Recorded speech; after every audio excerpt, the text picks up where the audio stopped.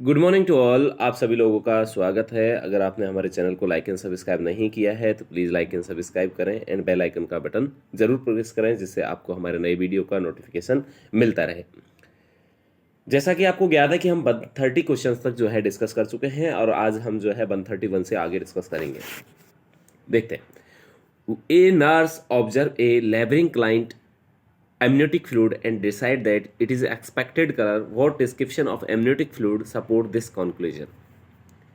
कि एक नर्स है जो क्या ऑब्जर्व करती है कि एमनियोटिक जो फ्लूइड है उसका कलर वगैरह चेक करती है, उसे देखती है एंड डिसाइड करती है कि ये एक्सपेक्टेड कलर है, ये मतलब नॉर्मल कलर है, इसमें किसी भी तरह का दिक्कत नहीं है। तो नॉर्मल कलर कैसा होता है वो हमें बताना है, उसके कंक्लूजन को देख के हमें बताना है। देखो, क्लियर होता है, डार्क एम्बर होता है and contents red of mucus होता है, या extra coloured clear and content little white specks होता है, या milky greenish yellow and contents red of mucus होता है, या greenish yellow cloudy and content little white specks होता है। तो इसके अंदर क्या बढ़िया आंसर आपका हो सकता है वो आपको बताना है। देखो भाई, सीधी सी बात है, क्लियर होता है, ये थोड़ा सा बढ़िया है कि क्लियर होता है।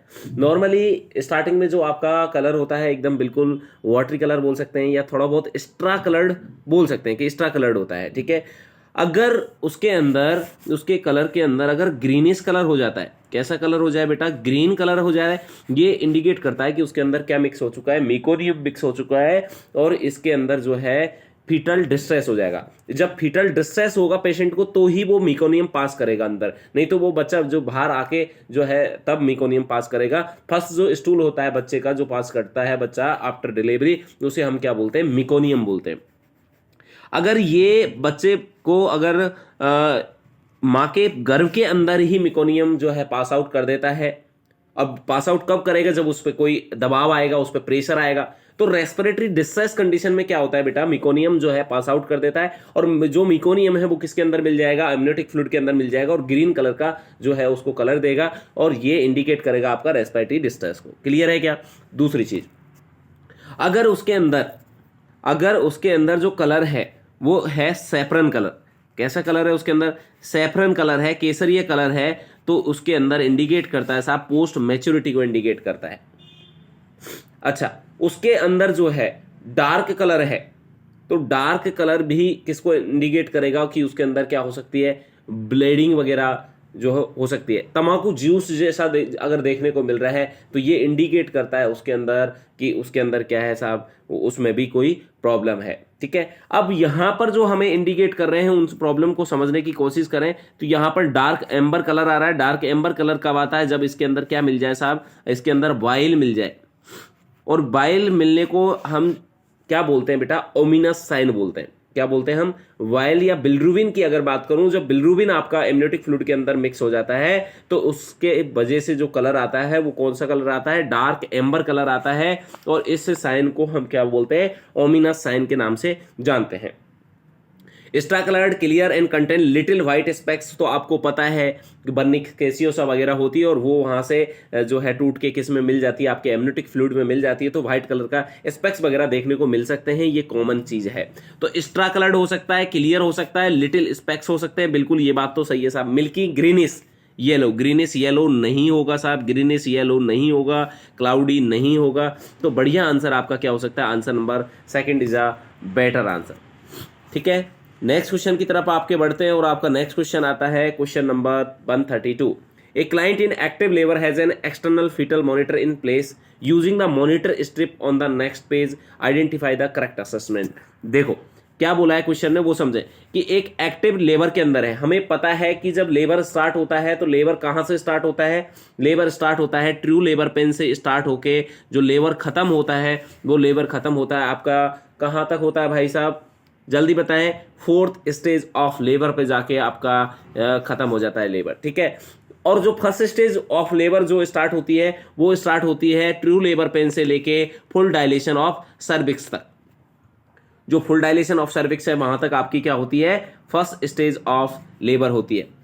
अगर मैं बात करूं यहां तक 4 सेंटीमीटर से कम जब ओपन होता है ये डायलेशन जो है सर्विक्स का जब 4 सेंटीमीटर से बिलो रहेगा तो इसे हम लेटेंट फेज बोलते हैं, और उसके बाद की जो फेज होती है वो एक्टिव फेज कहलाती है, एक्टिव लेबर कहलाता है। और एक्टिव लेबर के अंदर हम लगातार जो है फीटल मॉनिटरिंग करते रहते हैं। और जब हम फीटल मॉनिटरिंग कर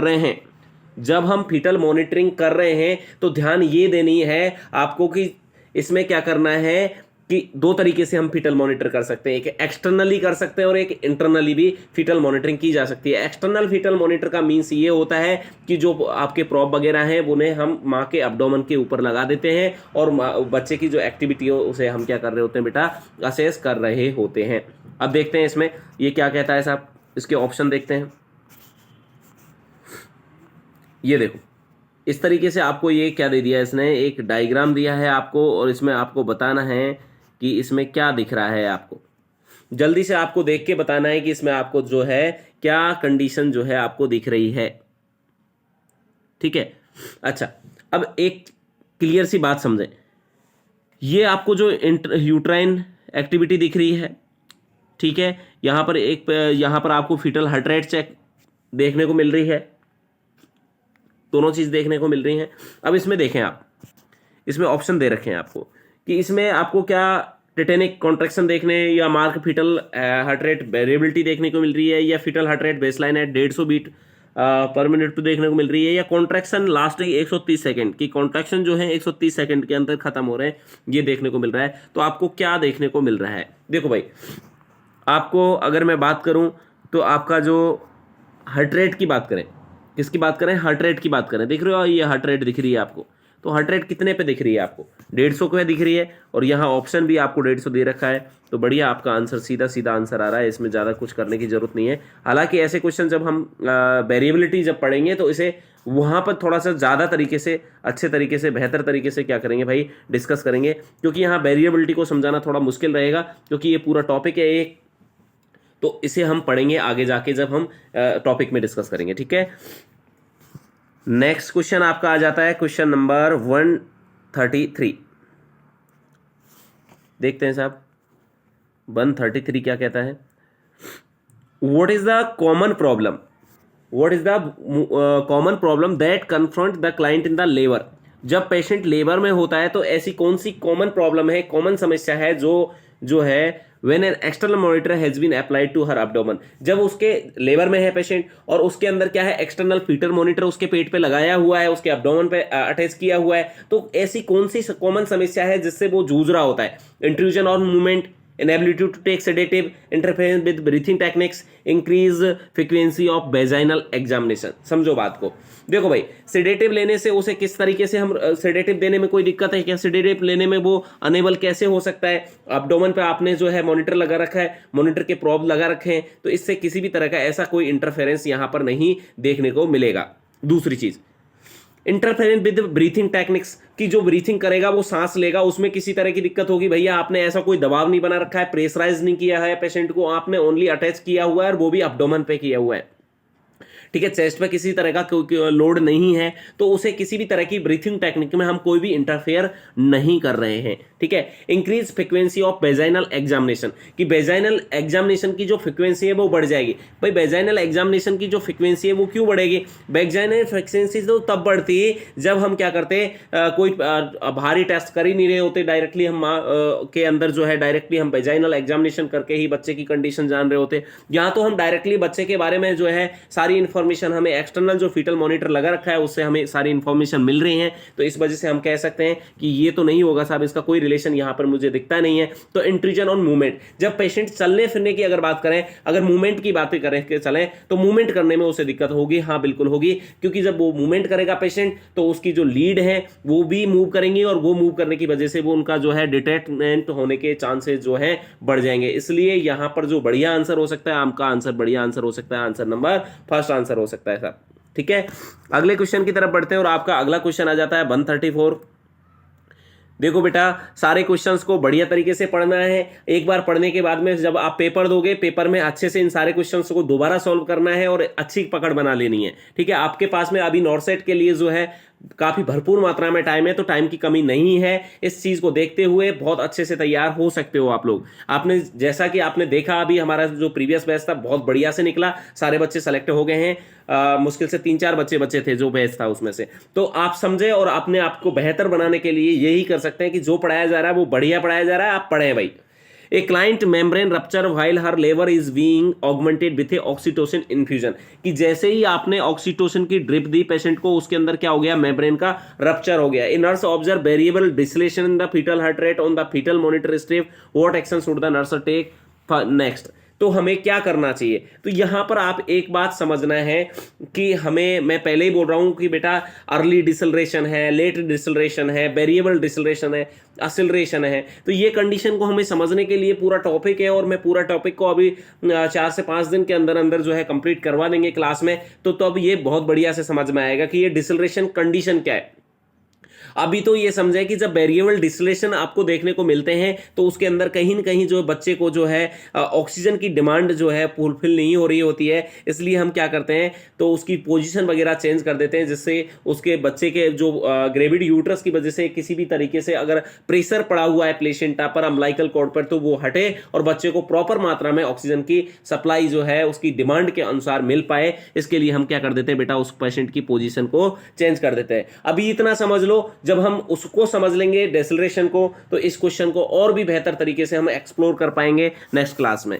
ठीक है, अगली तरफ बढ़ते हैं, हम अगला क्वेश्चन की तरफ बढ़ते हैं और आपका नेक्स्ट क्वेश्चन आता है question number 135। Epidural anaesthesia was initiate 30 minute ago for a client in a labour. एक पेशेंट है जो कि लेबर के अंदर है, ठीक है, और 30 मिनट पहले उसे एपिड्यूरल एनेस्थेसिया दे दिया है। The nurse identify that the fetus is experiencing late deceleration. अब उसे क्या हो रहा है भैया, लेट डिसलेशन हो रहा है। आप क्या क्या एक्शन करेंगे उन्हें आप एक सीक्वेंस में आपको जमाना है। तो मैं बार बार कह रहा हूं कि लेट डिसलेशन है और ये डिसलेशन वाली चीजें हैं, इनमें आप उलझे नहीं। सबसे पहले आपको पोजीशन चेंज कर देनी है, पोजीशन चेंज होगी, उसके बाद में आपको क्या करना है, आईवी फ्लूइड भी दे देना है, जिससे उसे सबसे पहले ऑक्सीजन कंप्लीट की, ऑक्सीजन के बाद फ्लूइड की पूर्ति की, और फिर जैसे ही फ्लूइड की पूर्ति आपके अंदर हो जाएगी उसके बाद में हमको दोबारा से क्या देखनी है, फीटल हार्ट रेट देखनी है कि उसमें कुछ बदलाव आया है या नहीं आया है, या वैसे ही चल रहा है। अगर ऐसा ही है, अगर डिसलेशन लगातार चल रहे हैं, तो दोबारा हेल्थ केयर प्रोवाइडर को जो है आप बताएं, और लास्ट में आपको इन चीज़ों को, सारी चीज़ों को क्या करना होता है बेटा, जो है डॉक्यूमेंट करना होता है। तो लास्ट पॉइंट आपका डॉक्यूमेंटेशन आ जाता है। तो डॉक्यूमेंट तो आप समझ ही गए होंगे, सबसे लास्ट करना होता है। सबसे पहले पोजीशन चेंज करो, ऑक्सीजन मिले, आईवी फ्लूइड दो, फीटल पैटर्न चेंज करो, और अगर ऐसा ही रहता है तो हेल्थ केयर प्रोवाइडर को क्या करो, इन्फॉर्म करो। तो इस तरीके से ये क्वेश्चन जो है आपका सॉल्व हो जाता है साहब। नेक्स्ट क्वेश्चन की तरफ बढ़ते हैं, और आपका जो नेक्स्ट क्वेश्चन आता है वो आता है 136। देखते हैं।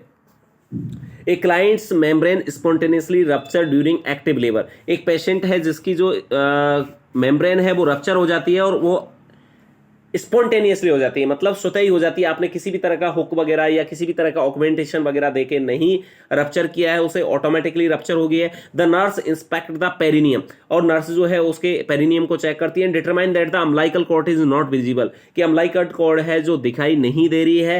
What is the next nursing action. अब हमें क्या करना है, auscultate the fetal heart rate, time the contraction, call the health care provider, या obtain the maternal vital sign. तो सबसे पहले जैसे ही मेम्ब्रेन रप्चर होती है, सबसे पहले हमारा जो ध्यान होता है वो ये होता है कि कहीं गलती से ऐसा नहीं हो कि क्योंकि मेम्ब्रेन रप्चर होते ही क्या होगा बेटा, जो अम्बिलिकल कॉर्ड है वो बाहर निकल जाएगी। देखो बाहर निकलती है तो उसे हम बोलते हैं कॉर्ड प्रोलैप्स कंडीशन बोल सकते हैं। और आपको कल ही बताया था कि एक कंडीशन होती है जिसे हम क्या बोलते हैं, बासा प्रीविया बोलते हैं। और बासा प्रीविया का मतलब क्या होता है, ये भी हमने कल डिस्कस कर लिया था कि बासा प्रीविया क्या है। बेटा जल्दी बताओ, बासा प्रीविया क्या है।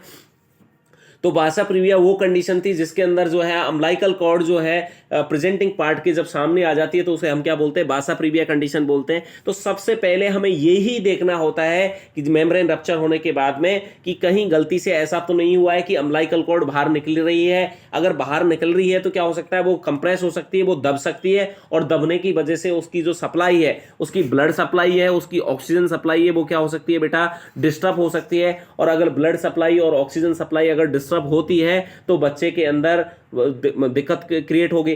तो इसको बचाने के लिए सबसे पहले हम अम्लाइकल कॉर्ड को चेक करते हैं। अगर अम्लाइकल कॉर्ड निकली हुई है तो क्या करते हैं, तो अम्लाइकल कॉर्ड निकली हुई है तो अपनी उंगलियों की मदद से जो बच्चे का सिर होता है उसे थोड़ा सा अप कर देते हैं, थोड़ा सा उठा देते हैं, जिससे उसका प्रेशर जो है अम्लाइकल कॉर्ड पर न पड़े। इस तरीके के क्वेश्चन भी हम आगे सॉल्व करेंगे। तो यहां पर सबसे पहले अगर आपको कोई चीज देखनी है तो वो आपको क्या देखनी है, आपको अम्लाइकल कॉर्ड देखनी है। अब आपने अम्लाइकल कॉर्ड देख ली है, उसके बाद आप क्या देखेंगे, तो आप फीटल हार्ट रेट देखेंगे। क्या देखेंगे, फीटल हार्ट रेट देखेंगे कि बच्चे का जो फीटल हार्ट रेट है वो नॉर्मल है या नहीं है। ठीक है, अगर फीटल हार्ट रेट ठीक चल रहा है, कोई दिक्कत नहीं है, तो फिर हम आगे की कंडीशंस पे जाते हैं। तो सबसे ज्यादा इंपॉर्टेंट यहां पर रप्चर होने के बाद में अम्लाइकल कॉर्ड का कंप्रेशन होता है, अम्लाइकल कॉर्ड को चेक करना होता है। क्लियर है बात? तो नेक्स्ट क्वेश्चन की तरफ बढ़ते हैं। अगर आपने अभी तक हमारे चैनल को लाइक एंड सब्सक्राइब नहीं किया है तो प्लीज लाइक एंड सब्सक्राइब करें और अपने दोस्तों के साथ में शेयर जरूर करें। Next, the membrane of the client who is at 39 week gestation have ruptured spontaneously. दोबारा वही क्वेश्चन पूछा है उसने कि 39 वीक का एक महिला है जिसके अंदर क्या हो गया, रप्चर हो गया है spontaneously. Examination in the emergency department reveal that her cervix 4 centimetre dilated, कि उसका जो सर्विक्स है वो कितना सेंटीमीटर बेटा डायलेट हुआ है, तो मात्र 4 सेंटीमीटर यहां पर क्या हुआ है, डायलेट हुआ है और 75% एफास्ट हुआ है। And the fetal heart rate is 136 है, फीटल हार्ट रेट जो आ रही है उसकी 136 आ रही है। She and her partner are admitted to the birthing unit, what should the nurse do upon their arrival. क्या करना है आपको, place the client in the bed and attach the external monitor, कि पेशेंट को बेड में लें और उसके बाद में जो है एक्सटर्नल जो मॉनिटर है उसे अटैच कर दें। Have the client undress while taking her history from the her partner, कि उसके पार्टनर से जब हिस्ट्री ले रहे हैं तो पेशेंट को अनड्रेस कर दें। या introduce the staff nurse to the couple and try to make them feel welcome, कि सबसे पहले हम जो है अपना इंट्रो दें और उसे जो है एक बढ़िया फील करवाएं। या ask the couple to wait in the examining room while the notify the health care provider, कि उन्हें एग्जामिनिंग रूम में जो है वेट करने के लिए बोले। तो सबसे पहले अगर कोई पेशेंट आ रहा है, क्योंकि यहाँ पर किसी भी तरह की आपको इमरजेंसी दिख रही है क्या, यहाँ पर अनड्रेस करने की कोई जरूरत है क्या आपको, क्योंकि बेटा अभी तो 10 सेंटीमीटर डायलेट ही नहीं हुआ है। जब तक 10 सेंटीमीटर डायलेशन ऑफ सर्विक्स नहीं होगा, 100% एफास्ट नहीं होगा, तब तक क्या सेकेंड स्टेज ऑफ लेबर आएगी, क्या बर्थ हो पाएगा, क्या बर्थ नहीं हो पाएगा। तो आपको ये तो बिल्कुल भी नहीं करना है। दूसरा चीज, place the client in bed and attach an external monitor, fetal monitor. हाँ, पेशेंट को बेड में तो लाओगे, पर उससे पहले एक बार बात करना जरूरी होता है। पेशेंट को एक दिलासा मिलती है, एक अच्छे से उसे डील करना होता है, वेलकम करना होता है, वो बहुत बढ़िया होता है। ठीक है, तो वेट करवाओगे तो थोड़ा सा बुरा लगेगा, अभी वेट करने की हालत में नहीं है पेशेंट। तो अगर हम बात करें तो सबसे पहले इंट्रो होना ही हमारा सबसे अहम चीज होती है। तो बढ़िया आंसर जो हो सकता है, answer number 3 is a better answer आपका हो सकता है भाई। नेक्स्ट क्वेश्चन की तरफ बढ़ते हैं और आपका नेक्स्ट क्वेश्चन आता है 138। A pregnant woman at 39 week gestations arrive in the triage area of the birthing unit, stating she think her water broke. What should the nurse do first? सबसे पहले क्या करेगी? उसी तरीके का क्वेश्चन आ चुका है जिस तरीके का हम पहले डिस्कस कर चुके हैं। मैं बता चुका हूं कि एक प्रेग्नेंट वुमेन है, 39 वीक गेस्टेशन पर है और वो कहाँ पहुंची है, ट्राइज में पहुंची है, बर्थिंग यूनिट में पहुंची है। और वो बोल रही है कि कुछ ऐसा लग रहा है कि कोई वाटर जो है, पानी जो है यहाँ पर फट गया है, पानी का बौछारें आ रही है, पानी फैल रहा है। इसका मतलब आप क्या समझेंगे, आप समझेंगे कि उसकी जो मेम्ब्रेन है वो रप्चर हो गई है। और मेम्ब्रेन रप्चर होने के बाद में सबसे पहले क्या चीज चेक की जाती है, उसका फीटल हार्ट रेट चेक करते हो, या लियोपोल्ड मैन्युअल चेक करते हो, या फिर आप वेजाइनल इंट्रावेटस को चेक करते हो अम्लाइकल कॉर्ड के लिए, जो नाइट्रोजन टेस्ट करते हो वेजाइनल फ्लूइड के वेरिफिकेशन के लिए। अब क्या करते हैं, जल्दी से बताएं बेटा। सबसे पहले जो हम करते हैं वो हम आइडेंटिफाई करते हैं अम्लाइकल कॉर्ड को, कि अम्लाइकल कॉर्ड बाहर तो निकली है। उसके बाद में हम क्या चेक करते हैं, बच्चे की फीटल हार्ट रेट चेक करते हैं। आपको क्लियर होना चाहिए, मैं प्रीवियस क्वेश्चन में इसे डिस्कस कर चुका हूं अच्छे से। ठीक है भाई। अच्छा, अगर आप हमारी क्लासेस में जुड़ना चाहते हैं, ऑनलाइन क्लासेस में जुड़ना चाहते हैं, या आप फ्री में टेस्ट देना चाहते हैं, तो आप हमें व्हाट्सएप नंबर पर कांटेक्ट कर सकते हैं, जो आपको हमारे जो है ग्रुप में मिल जाएगा। आप हमारे ऐप को भी डाउनलोड कर सकते हैं, समर्पण नर्सिंग एकेडमी के नाम से। आपको प्ले स्टोर पर जाके जब सर्च करेंगे तो आपको वहां पर ऐप मिल जाएगा, जहां पर आपको फ्री स्टडी मटेरियल्स भी मिलेगा। अगर कुछ समझ नहीं आता है बेटा, एक बार मुझे कॉन्टेक्ट कर सकते हैं। नेक्स्ट क्वेश्चन की तरफ बढ़ते हैं और आपका नेक्स्ट क्वेश्चन आता है 139। आज का सेकंड लास्ट क्वेश्चन है, a client is admitted to the birthing unit in active labour. अब ये इनको बार बार याद करते रहें कि एक्टिव फेज क्या है, लेटेंट फेज क्या है, एक्टिव लाइन क्या है, अलर्ट लाइन क्या है, ये सारी चीजें आपको पता होना चाहिए। तो a client is admitted to the birthing unit in active labour, active labour के अंदर जो है पेशेंट एडमिटेड है। What should the nurse expect after the amniotomy is perform, हमने एमनियोटोमी कर दी है, तो एमनियोटोमी करने के बाद में आपको क्या देखने का या क्या चांसेस है। तो एमनियोटोमी या मेम्ब्रेन को रप्चर जो आपने किया है वो क्यों किया है, एमनियोटोमी या रप्चर इसलिए किया है जिसकी वजह से आपका जो लेबर है, जो लेबर रुका हुआ है, उसे आपने प्रोग्रेस करवाने के लिए, उसे आगे बढ़ाने के लिए। कई बार क्या होता है बेटा, मेम्ब्रेन रप्चर नहीं हो रही है और काफी समय व्यतीत हो गया है और जो है हमारा लेबर आगे प्रोग्रेस नहीं कर पा रहा है, तो हम क्या कर देते हैं, एमनियन हुक की मदद से जो है एमनियोटोमी कर देते हैं। एमनियोटिक मेम्ब्रेन जो है आपकी या मेम्ब्रेन जो है उसे हम क्या कर देते हैं बेटा, रप्चर कर देते हैं। और जब मेम्ब्रेन को आप रप्चर कर देते हैं तो जो आपका लेबर है दोबारा से क्या हो जाता है, और वो प्रोग्रेस में आ जाता है। तो यहां पर देखें डिमनेस ब्लडी शो, तो ब्लडी शो कैसे घटेगा भाई, ब्लड तो ज्यादा निकलेगा, वहां पर जो इकट्ठा है वो सॉल्यूशन जो भी वहां पर इकट्ठे हो रखी हैं वो चीजें, वो सारी की सारी जो चीजें हैं वो ज्यादा निकलेंगी साहब, वेजाइनल जो सिक्रीशंस हैं वो बढ़ जाएंगे। इंक्रीज एंड मोर वेरिएबल एफएचआर, कि वहां पर जो है फिटल हार्ट रेट वगैरह, तो एमनियोटोमी काटने से आपका फिटल हार्ट रेट पे कोई फर्क नहीं पड़ता है जब तक कि अम्लाइकल कॉर्ड वगैरह कंप्रेस वगैरह नहीं हो। Less discomfort with contraction, contraction के साथ में डिस्कम्फर्ट कम होगा। अरे भाई जब आपने कट कर दिया है तो बताओ कंफर्ट ज्यादा होना चाहिए या कम होना चाहिए, क्योंकि अब जब रफ्तार बढ़ेगी, जब लेबर की रफ्तार बढ़ती है तो कंफर्ट ज्यादा होता है या कम हो जाता है कंफर्ट, भाई दर्द वगैरह ज्यादा होने लगेगा, क्योंकि प्रोग्रेस करेगा लेबर तो दर्द वगैरह उल्टा ज्यादा होता है, डिस्कम्फर्ट होता है उल्टा पेशेंट को। तो प्रोग्रेसिव डायलेशन एंड एफासमेंट, क्या प्रोग्रेसिव डायलेशन और एफासमेंट बढ़ जाएगा? हाँ बिल्कुल साहब, यहां पर क्या होगा, जो डायलेशन है, एफासमेंट है सर्विक्स का, वो बढ़ जाएगा और लेबर जो है आगे की तरफ क्या करेगा, मूव कर जाएगा, सेकंड स्टेज की तरफ बढ़ने लगेंगे हम। तो ये आपका आंसर बढ़िया आंसर जो हो सकता है, आपका answer number 4 is a better answer हो सकता है। क्लियर है क्या भाई? नेक्स्ट क्वेश्चन की तरफ बढ़ते हैं और आज का लास्ट क्वेश्चन है भाई, देख लेते हैं लास्ट क्वेश्चन क्या कह रहा है। लास्ट क्वेश्चन देखते हैं, ए प्रीमी ग्रेविडा हुई इज एट 40 वीक गेस्टेशन, एक प्रीमी ग्रेविडा है और 40 वीक के गेस्टेशन पे है और arrive at the berthing centre with the abdominal cramping and bloody show, कि उसके अंदर अब्डोमिनल में क्रैम्पिंग हो रही है, ब्लडी शो आ रहा है, her membrane rupture 30 minute before arrival. जब महिला हमारे पास में आई है उससे 30 मिनट पहले उसके अंदर क्या हो गया है, मेम्ब्रेन जो है बेटा रप्चर हो चुकी है। A vaginal examination reveal 1 centimetre dilation and the presenting part at minus first station, कि जो हमने वेजाइनल एग्जामिनेशन किया तो हमने देखा कि जो सर्विक्स है वो कितना डायलेट हुआ है, 1 सेंटीमीटर डायलेट हुआ है और जो उसका स्टेशन है प्रेजेंटिंग पार्ट का वो क्या है, -1 है। After obtaining the fetal heart rate and maternal vitals and what should the nurse do next, हमें नेक्स्ट क्या करना है, teach the client how to push करने की जरूरत नहीं है भैया, पुश हमको सेकंड स्टेज में करना पड़ेगा जब बच्चा निकलेगा, समझे बात को, यहां पुश नहीं करना है, पुश करने की बिल्कुल भी जरूरत नहीं है, क्योंकि जब तक सर्विक्स डायलेट नहीं हुआ है आपके पुश करने से कोई बेनिफिट मिलने वाला नहीं है। In case the client to perform pattern paced breathing, कि आपको पैटर्न पेस्ड ब्रीथिंग करनी है क्या, तो आपको जो बेटा पैटर्न पेस्ड ब्रीथिंग करनी होती है वो लास्ट में करनी होती है, जब हम जो है आपकी फर्स्ट स्टेज ऑफ लेबर जो होती है वो लास्ट में पहुंच जाते हैं, ट्रांजिशन फेज में जब आप पहुंच जाते हैं वहां पर आपको क्या करनी होती है, आपको जो है पैटर्न पेस्ड ब्रीथिंग करनी होती है। यहां तो आपको डीप ब्रीथिंग करने के लिए बोला जाता है, तो ये तो बढ़िया नहीं होगा। अगले क्वेश्चन, अगले ऑप्शन की तरफ बढ़ते हैं और आपका अगला जो ऑप्शन आता है, अगला ऑप्शन आपका आ जाता है साहब, provide the client with comfort measure use for the women in the labour, उसे थोड़ा कंफर्ट मेजर्स दें जिससे उसे थोड़ा सा हल्का महसूस हुआ। हाँ ये तो कर सकते हैं। Prepare to have the client blood type and cross match for a possible transfusion, कि पॉसिबल ट्रांसफ्यूजन वगैरह के लिए हमें क्या करना चाहिए, जो है तुरंत से हमें क्या कर देना चाहिए, ब्लड का मैचिंग करवाने के लिए, क्रॉस मैच कराने के लिए जो ब्लड सैंपल है वो हमें लैब के अंदर जो है सेंड कर देना चाहिए। यहाँ पर हमें कहीं नहीं पता लगाया कि कहाँ जो पेशेंट को ज़्यादा ब्लीडिंग वगैरह हो रही है। अगर पेशेंट को ज़्यादा ब्लीडिंग वगैरह नहीं हो रही है तो यह कहीं आपको इंडिकेट नहीं हो रहा है कि भैया आपको जो है ब्लड ट्रांसफ्यूज करना पड़ेगा, तो ब्लड ट्रांसफ्यूजन की क्वेश्चन में बात ही नहीं की उसने किसी भी तरह की, तो ये तो आंसर हो नहीं सकता जो, ठीक है।